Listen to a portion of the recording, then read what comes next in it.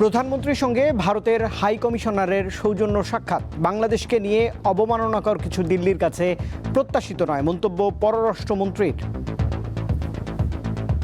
আমরা আশা করব আমাদের এই বিষয়টি ভারত সরকার অনুধাবন করবেন। তাদের সঙ্গে আমার যা কথা হয়েছে তাতে আমি কিছুটা হলেও আশ্বস্ত।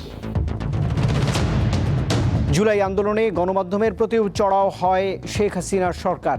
সংবাদ প্রচার করলে টিভি চ্যানেল বন্ধের নির্দেশ, ট্রাইব্যুনালে নতুন ফোন কল রেকর্ড।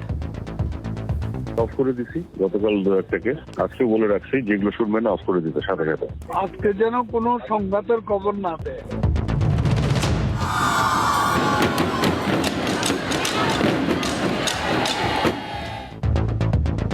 এসএসসি ও সমমানের পরীক্ষার ফল নিয়ে উৎফুল্ল কৃতকার্যরা।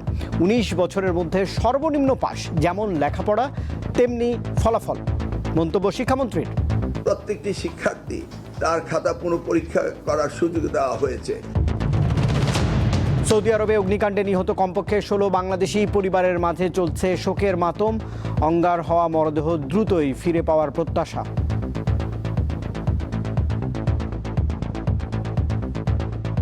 সম্পূর্ণ সরকারি খরচে এই লাশগুলো অতি দ্রুত বাংলাদেশে আনার ব্যবস্থা করে। যোগাযোগ রাখছি, একই সাথে তাদের ক্ষতিপূরণ প্রদানের বিষয়টিও আমি ঊর্ধ্বতন কর্তৃপক্ষকে জানিয়েছি।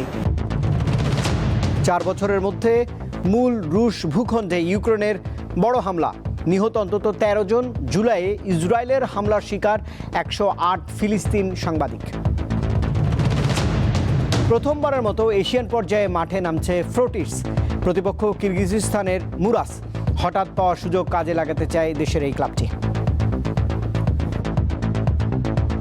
আমরা যদি আমাদের নিজেদের ফুটবল খেলতে পারি, সেট প্লেতে যদি আমরা গোল কনসিড না করি, আমাদের অনেক ভালো সুযোগ থাকবে।